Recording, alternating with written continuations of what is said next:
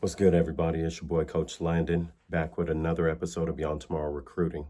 Today, we're going to talk to Brianna Bedonie from Bingham High School, who will be attending Western Oregon University. We're going to talk a little bit about the recruiting process, how she connects with coaches, and a few other things. So take notes and check out the video.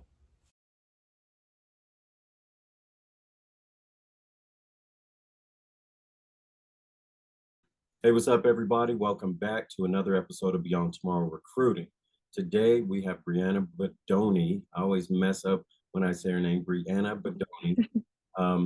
And she's going to talk a little bit about her journey of going from high school through the recruiting process into her selection process of the school that she will ultimately be continuing her athletic and academic career at. So, with no further ado, Bree, we're going to let you just go ahead and introduce yourself. Hi, my name is Brianna Bedonie, but I go by Bree. I'm a senior in high school, the class of 2024 at Bingham High School. And the college I'm going to attend is Western Oregon University. It is a Division II school out in Monmouth, Oregon. Um, I wanted to talk a little bit about, about my journey, just like Coach Landon said, and yeah. There you go. So, leading up to high school, talk a little bit about AAU, playing outside of high school, training, working out, just kind of give them a little bit of background and how you got to the varsity level prior to graduation. So, a lot of it took a lot of hard work, people who were in my corner, my parents, most importantly, and, my family. I definitely played for a lot of elite teams ever since middle school years. So I played for Natalie Williams Basketball Academy. I started at her blue team. Then I was told that, I was too short, I was too skinny, I was not ready for, to play the next level. Without my parents' help, you know, they saw a lot of potential in me and I believed in myself a lot that I could play, prove them wrong. And, so I went back the next year and I tried out and I made her elite team. And, I started to pick up, I was the top, at or basketball player in the league. And same thing as 8th grade year, I made her 8th grade elite, and then ninth grade year, I played with her ninth All-Stars, which we traveled a lot more, in Vegas, to Phoenix, all these showcase to all these showcases. And so I started to, realize, I do need to jump in a program where I need to get myself exposure. And my 10th grade year, I made her 16U through SSB team. It's an Adidas, it's part of the Adidas Gauntlet, and I made her team, and I didn't have the most successful year. It was tough, adjusting to some things, to the coaching staff, to these players, to girls I've hardly played with, and you know, I I also suffered from an injury my ninth grade year. I had a stress fracture, my fourth metatarsal, in my left leg, my freshman year at Bingham, and that did put me in a major setback, a huge setback. I cried every night hoping to get back on the floor, and, I knew I couldn't be in the slump, so, Coach Schuyler as my coach, my coach for Bingham High School, he told me I needed to be the best cheerleader I can for my team. So I did. I cheered cheered the loudest. I cheered my girls on, and, through, the toughest times, my team was playing. Um, I I started to during this process, I started to pick up, better my IQ skills, shooting wise, driving wise, passing wise, and just as a better person overall. I This has taught me a lot to be more vocal, to be the missing puzzle to my team, and, then I realized I was the missing person to my team. they needed someone that could push them, they needed someone to motivate them. So, I played an important role my freshman year, and I came back, my sophomore year at the same time. I came back as a varsity starter, you know, playing a lot of minutes with these girls. And my junior year, I played a really important role. I was a point guard and I was a shooting guard. I had the best bigs, I had the best teammates I could ever have, and the best coach. And, it was a tough season, but in the end, I won awards. I won the Region 3, All-State Tournament team, and I also won the All-State 3rd team for, 6A.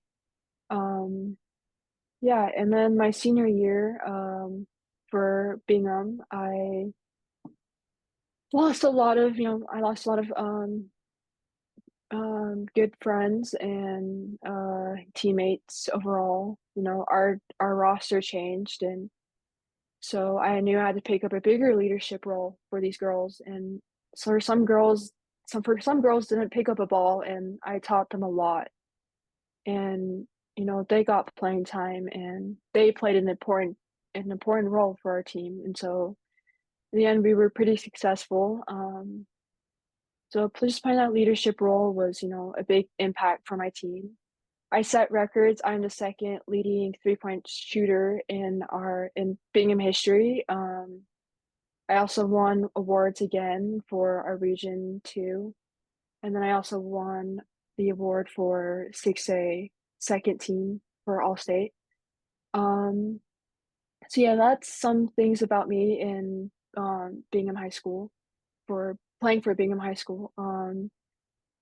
Again, back to my junior year, um, I ended up trying out for Mountain West Premier, and I made the 17U team, which we traveled a lot to different exposure tournaments, to Chicago, playing Nike Nationals, it was very tough. It's definitely a lot tougher than it is playing in high school basketball. The game is faster. You're playing against girls who were the first and who were the second leading scorers, and who have you know, the same or even better IQ as you, and that definitely motivated me to um to keep working on my craft. Yeah, absolutely. So we'll jump into, you had mentioned like different levels of competition that opens the door for recruiting and things like that. So Mhm. tell the people watching how you connected with the coaching staff that you ultimately ended up committing to. So on the way, all of my years in middle school and high school, I didn't get any offers. I didn't really get that exposure, and it was until last minute. And I guess what really sold the the what really got these coaches' attention was my elite shooting skills. And then, just this past year, I started to pick up offers from JUCOs, D2s, and, interests and offers from D1s. But, it it definitely took some time to gain relationship with the coaches, and that's the most important thing, is to understand the coaching staff and the team. Yeah, I agree. So are they finding you through Twitter? Are they finding you at exposure camps? Are you getting referrals from people that you know, are telling friends that coach, hey, you should go check this girl out? How are they finding you specifically? Um, a lot of it was through my Bingham High School season. I was very active on Twitter. I was very active on Instagram. My mom helps out on Instagram, and she gets those videos going with highlights, and my dad as well. So just we were very active. I started emailing coaches. I started, um, getting that exposure for myself. But a lot of it was off of Twitter and Instagram and, watching my Bingham High School games, the live streams that KSL Rewind had. So that's how I got a lot of these coaches' attention. When so you had mentioned that you utilized your Twitter. Um, I know a lot of the athletes that are going to watch this are going to wonder, is she following them? Is she commenting on their post? Is she direct messaging them? You find a coach in a region of the country that you want to play in, and you say, okay, I want this coach to know who I am.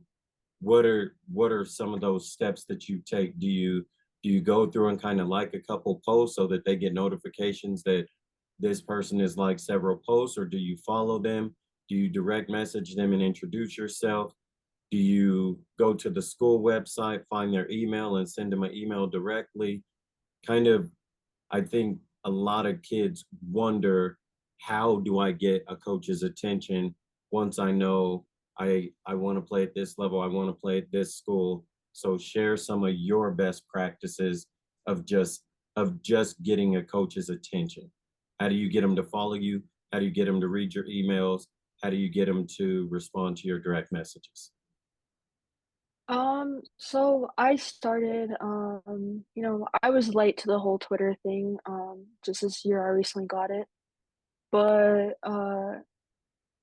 usually I would, I follow schools, a lot of schools from different levels, of schools that are interesting that I want to go to.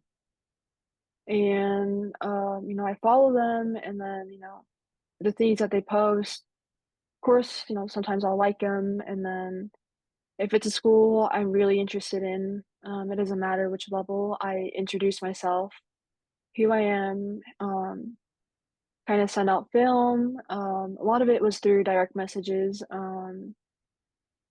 the JUCO level D2s, they came to watch, and that's how I got their attention. Um, you know, the school I'm committed to, they're to Western Oregon. They watched the game, they saw me on Twitter, and they're like, they need a shooter, so that's how I came across their attention. You fit the need that the program had for next year. Yeah, yeah. Yeah. Yeah, and I think a lot of people think, okay, this is what I'm good at, so this school needs me for this. But then there's times when a school needs a player that may have a certain skill set, but that skill set might change once they get to the next Mhm. level. So in the process of picking your schools, you had mentioned that some 2-year schools have reached out. You ultimately ended up committing to a 4-year school. Talk about that selection process and what made that the right fit versus maybe going to a 2-year school, having one good year, and then it opening the door for you at a 4-year school. What was it specifically about that school in comparison to the other schools that showed interest that made that the right fit for you? So, oh, so it was, it took a lot of, it took a lot of time. For me, it mattered, of course, it's the introducing each other and then building relationships with the coaches, with all of them, even if it's, junior college, if it's a 2-year, if it's a 4-year, and, these are opportunities to jump on, and I think, the oh my gosh, these are opportunities to jump on and, the 4-year schools, it's good to be at a 4-year school, it's also good to be at a 2-year school, and, the ultimate goal for me is to commit to a 2-year school and, but, the difference that sets out between the 2 years and 4-year schools, is the relationships I have. It's, where if it's somewhere where I wanna be, education-wise and basketball-wise, if I can build relationship with the coaches and the team, and if they have a good atmosphere, um, I have a lot of confidence in myself if, I decided to go JUCO at a 2-year school, that I can make it out and, out to a 4-year school to Division One. And, you know, it's it was a tough decision, and, as far as Western Oregon, I decided to go with them because of the connection I have with the coaches. They're very passionate. They they see me as, a leader on their team, and that's something that they need. You know, sending out reminders to the girls, before they didn't have the best, you know, like team, like organization. So Mhm. I wanted to be the person to take part in that, and I think that's important, to set my foot down, to show these college coaches that I can be the person for them. And so I took on the role as a leader.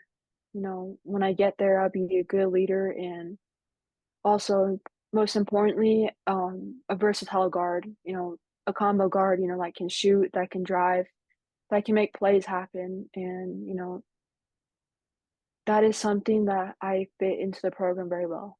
Yeah.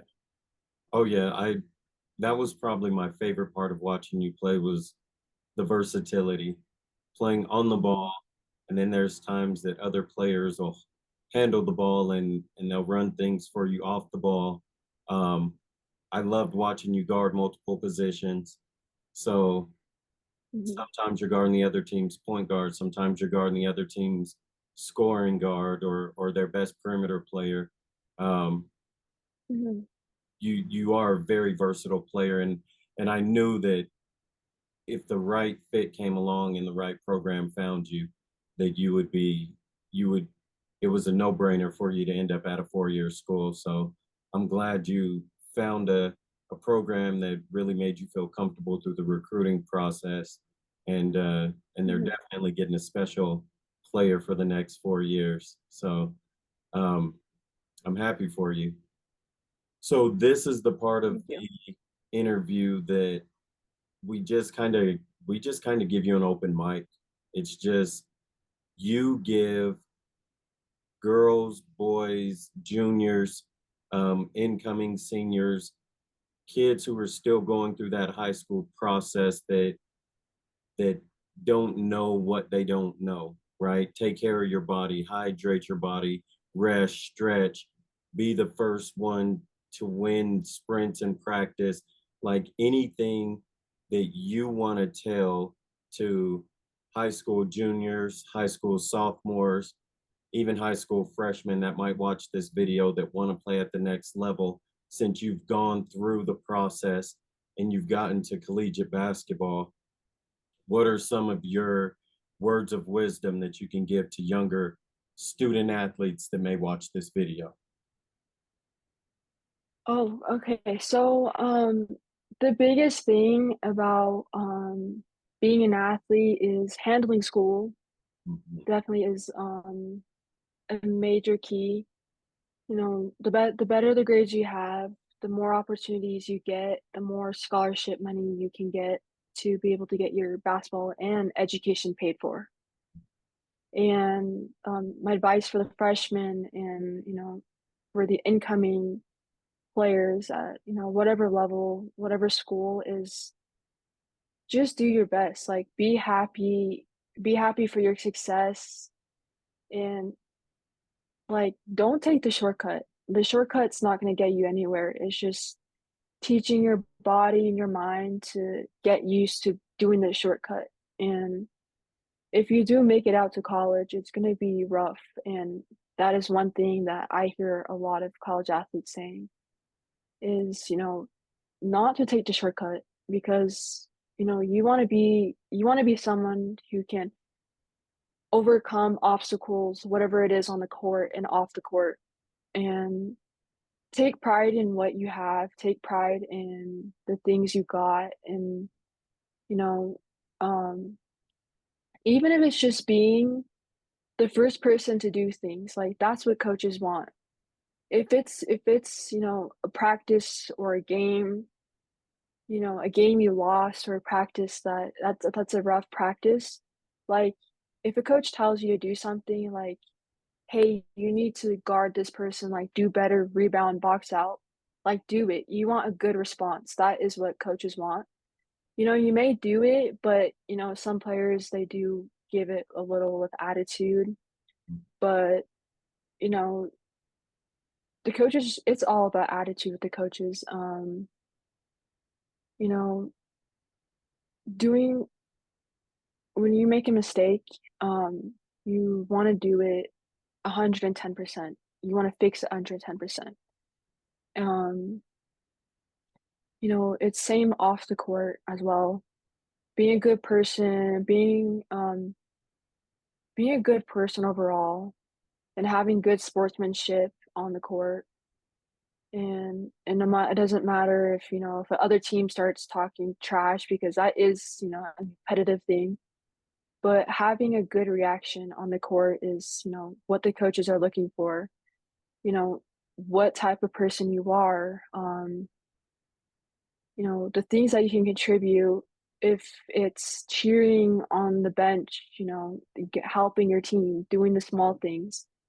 It's what matters most. And that's where that's where I got to seek the attention of Western Oregon University.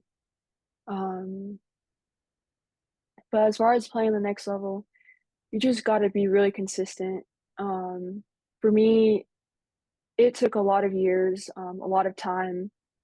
You know, I was the last person to stay after practice during the season because, in the season your body can get so fatigued but for me it was consistency. It didn't matter if you put up 10 free throws or 20, as long as you're doing something to get better every day and doing more so that, you know, you can become an overall, like, versatile, like, player. And so that's what I did, and that's how I'm pretty successful into playing at the next level. There you go. Bree, I appreciate it. Thank you for your time. Um, I run a youth basketball program. I've been going 8 years strong. Natalie was a huge part in me getting started. I would always call her and text her, and she would help me with stuff. So I love Natalie. I'm happy the Aces are the best team in the league, back to back champs. And I know a lot of Yeah. players that played in that NWBA program are going to be successful because you guys had a great leader. So I greatly, sincerely appreciate you taking time out of your day, and congratulations on moving on to play college basketball.